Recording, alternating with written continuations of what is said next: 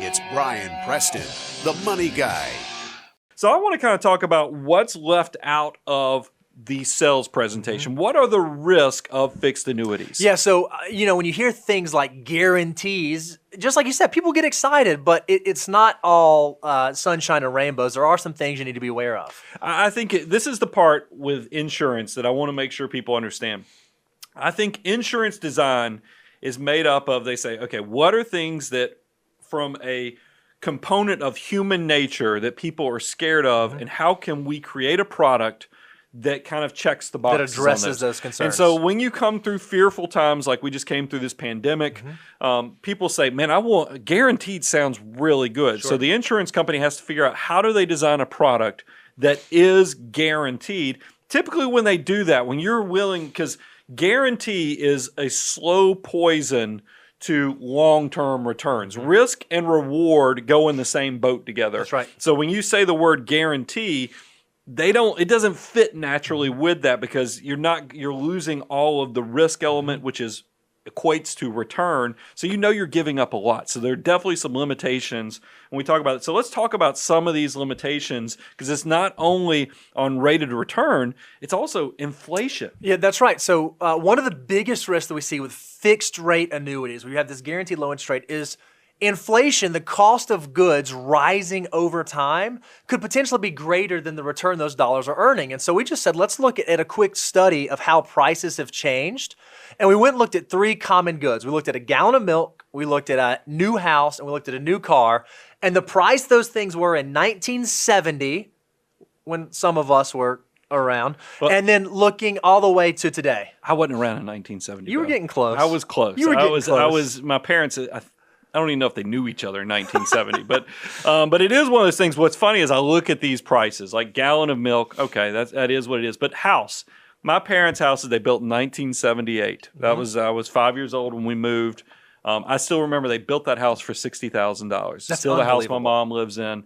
What I think is interesting is then you look at the new car.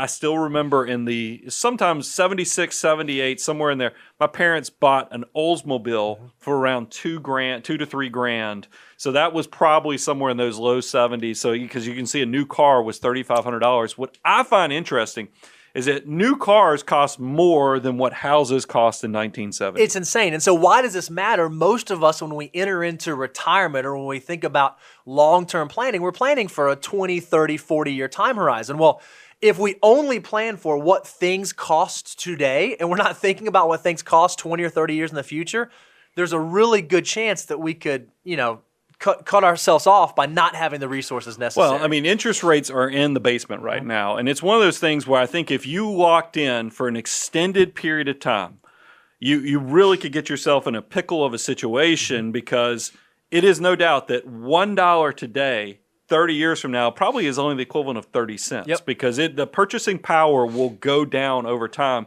So you definitely need to be aware of inflation and what that means, especially when you're in such a low interest rate environment right now. And that leads to kind of the next thing that we talk about is legacy is limited. Yeah, so one of the things that often, especially if you have children or family members, one of the things you really think about is I want to make sure that I leave a legacy for my kids. So I want to build up to financial independence so they can provide for me over that 20, 30, 40-year financial independence period. But then I'd like to have something that I leave behind to the next generation. Yeah. Most people kind of have that thought. With annuities, you don't always get to do that thing. Well, and it's the big part. This is the thing. We looked at it, because you can go to websites and type in like immediate annuities, and you see it. Because a lot of us, if you could daydream about what you want, we'd all love to have a pension, but they've gone extinct. You just don't see as many pensions as you used to unless you work for a government entity. Right. But so we all look and we're like, man, it would be great if I could stack my Social Security plus a pension. So then you have the thought, well, I'll just go create my own pension system. And when you look, and here's something I want people to understand. Cash flow or payout rate is not the same thing as a safe withdrawal rate.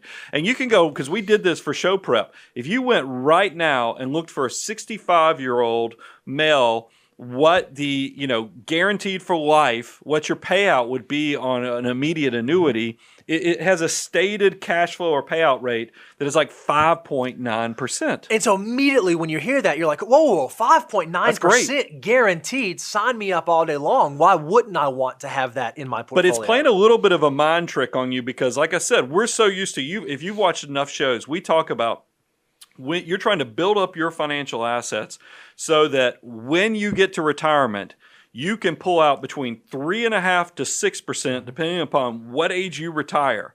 You can pull out, that's called a safe withdrawal rate, with the thought that you'll live off the money the portfolio is generating, but then when you pass away, there's probably going to be a large portion of that principal that you'll pass on to your heirs. So when you hear that there's a cash flow or payout rate of 5.9%, it immediately ding, ding, ding, ding. That's on the high end of where the safe withdrawal rate was. But there's a catch, because let's take that same example, the 65-year-old. Realistically, they're probably going to live. I just did a quick calculation with the financial calculator to age 85. Okay. Even if you don't pass away at age 85, your living expenses go down significantly once you get into your later 80s anyway. Sure. So if you take that 20-year period, all of a sudden that 5.9%, once you take into account the principal that's also being degraded, because once you pass away, this is why we say it's legacy risk. Once you pass away, your heirs don't get this money. This goes to the insurance company. That's the deal you make with them, that you give them this chunk of money. They give you this cash flow for the rest of your life, but then after that, it kind of goes away.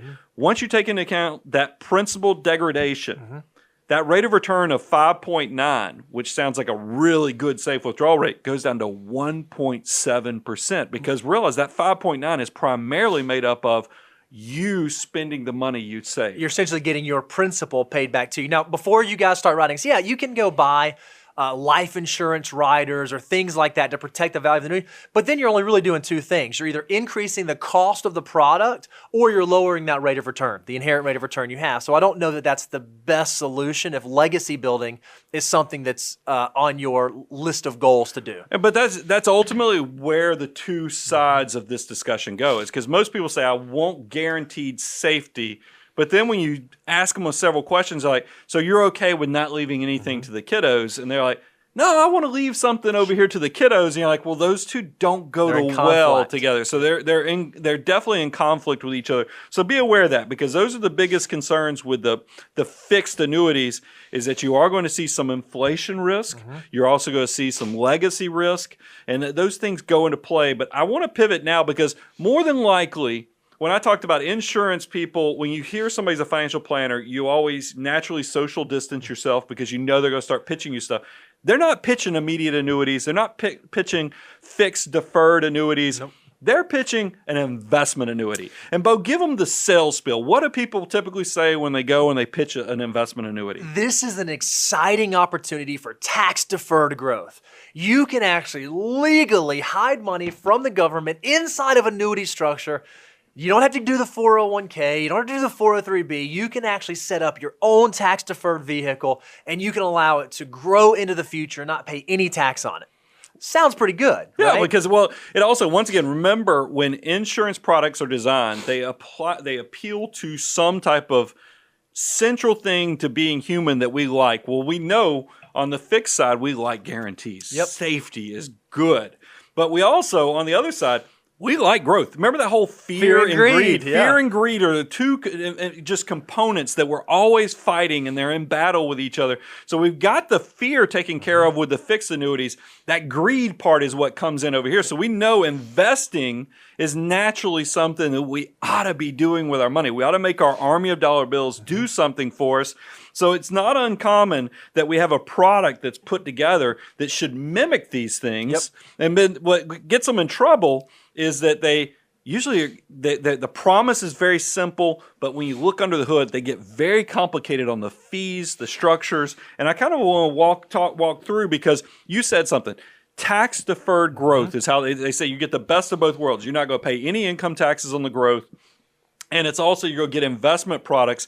When I hear that, I'm like, wait a minute. Sounds familiar. I've heard that somewhere. Really familiar. And what it is what is the largest asset class that most people have when they talk about their investments? When people cross into seven-figure millionaire status, it usually happens first with their retirement That's accounts, exactly meaning right. like 401ks, IRAs, Roth IRAs, those type of, all those things have tax benefits.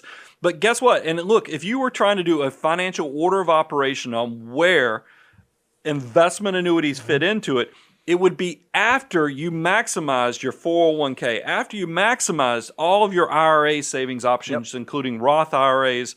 That's when you would even consider this, because you're going to find out these things by their sheer design are somewhat expensive. They have complexity. So all that stuff comes into play. So don't even consider this unless you're first checking the box on paying yourself first and saving in those retirement accounts. So personal finance checkpoint number one, if you are someone who's thinking about investing in an investment annuity, you have to ask yourself your question, have I exhausted all other tax-deferred saving vehicles? Am I maxing out my 401k? Not just getting the employer match. Am I actually hitting the IRS limit, maxing that? Am I maxing my IRAs? Only after that point should you begin to think about looking at investment annuities. Now, this is a quick, and I don't want to go into too much of a side here, but we talk about this. One of the most frustrating things that we see is when a new prospect comes to us, a new client wants to start working with us, we look at their investment portfolio and we start seeing annuities housed inside of IRAs, inside of an IRA rollover, or inside of a Roth IRA. I mean, that's almost unmentionable. I mean, and that, here's the real, why does that upset us? Why does that make the hair on our arms stand up? Is that the design, the legislation that created 401ks, 403bs, 457s, and IRAs, the design of the legislation that the government put together to give these things tax-favored status is automatically free granted to them, meaning that you didn't have to pay extra to put an insurance product or anything. They're just by their sheer design and the way that it was written into law, you get to have this benefit.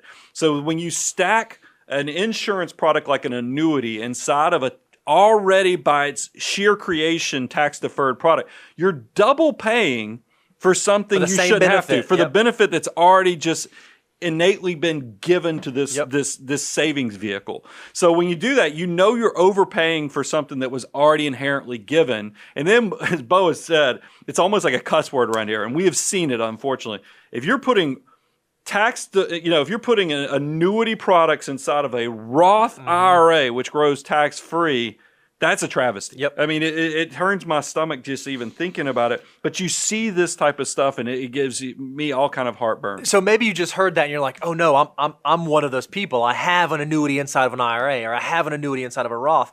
Here's one silver lining that we have found.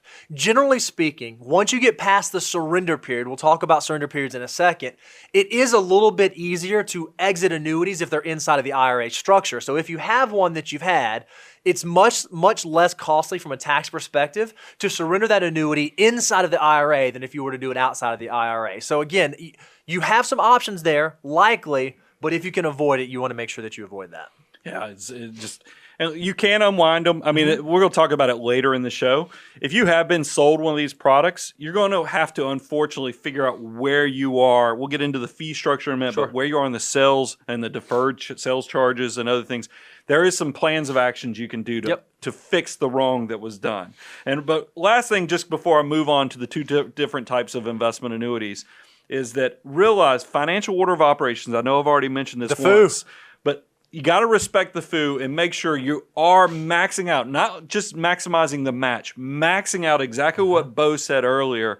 You're fully filling up those retirement accounts before you even consider something like this. Love it. So let's go a little deeper and let's talk about now investment annuities in general, because there's two types of investment annuities that you're going to have your brother-in-law and others, you maybe a neighbor pitch you.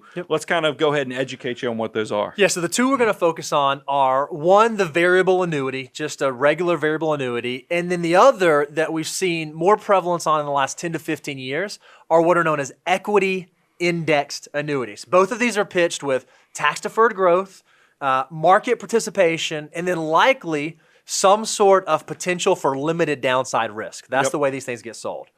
So, and Bo's exactly right. So when you talk about like a variable annuity, it's going to be, what's crazy is that it has sub-accounts, which look very similar to mutual funds. They have a lot of the components of, I've even seen where you might have a brand name to it that you think you're buying into this investment, but it's actually a sub-account where it's got additional layers of fees on top of it. But it does look very similar to a mutual fund. but there's some things that are left out of the sales presentation. Let's kind of cover, what that is that these things can be expensive. Yep. And they also, I can tell you, because we had this discussion. I was going to say pre-show prep on this one. This came up is that they can be a headache for your kids, because these things, when you inherit annuities, it's a little different. It's not as easy as some of the other things that you can pass on to the kids, the legacy. People so often get caught up in this idea of, oh, well, I really like tax-deferred growth, tax-deferred growth, tax-deferred growth, which is true. We love tax-deferred growth. That's why it's higher up on the FOO. But there's nothing wrong with growing assets inside of an after-tax account, because we do know once they've been held long-term, even they are subject to long-term capital gains rates. But from a legacy planning perspective, one of the beautiful things that's available to after-tax assets is you do get a step up in basis for your heir. So if you have a taxable account that you had $500,000 in, and when you pass away, it's worth $1 million, all of that gain gets evaporated if your heirs inherit that, because it gets that step up in basis. Yep. So and we'll talk about that with the negatives in a minute, but no doubt we talk about tax diversification all the time. It's okay to have a basket of after-tax money. That's your taxable savings. Tax deferred, like your 401ks, your IRAs, and then tax free, which are your Roth holdings. You want to kind of have a nice, healthy mix of all those things. But that's variable annuities. They look like mutual funds. They just have some expenses that we'll get into in a minute, but they try to mimic a lot of the investment components. And that leads to the second one, which is the other investment annuity, is equity indexed annuities. Now, Brian, I've heard you explain these 1,000 times over the years, and one of the best ways I've heard you explain it is like a ratchet. And what's so funny, Reba, I think I mentioned this show prep, I've never actually seen you explain it without doing the arm motion, and so I feel like explain how an equity indexed annuity works, but you got to do the arm motion. Well, this is not my design, because this is the way it's pitched. The reason I know about this is because I've had prospects pitch this. Yeah. By the way, we have rescued. I don't know if you remember, big case. This is years and years and years ago, is that a 401k, a person inherited a very close to seven-figure portfolio. It was right below it. It was like $800,000. Met at their favorite breakfast restaurant, an insurance agent that put her into an equity index annuity. And I was like, what? Unfortunately, we were within the halo period of the state of Georgia has a look-back buying period. We were able to unwind it because, like I said, this was a 401k, already tax-deferred, tax-favored, that she rolled into an IRA and then bought into this product. It was a bad deal, but the way it was pitched to her was that this thing's going to invest just like you did in your deceased husband's 401k, where it's like a ratchet. It can always go up, but it can't go down. There's no negative. You can't lose money with this type of investment. And again, as investors who recognize fear and greed, what is better than an investment that only goes up and protects you when you go down? That sounds like the absolute best thing possible. Tied to the market. I mean, you're telling me this thing's going to be tied to the S&P 500? Woo! How to get me in there? I want some of this. So, but when somebody guarantees or they protect you, there has to be a trade-off. There's no free lunch.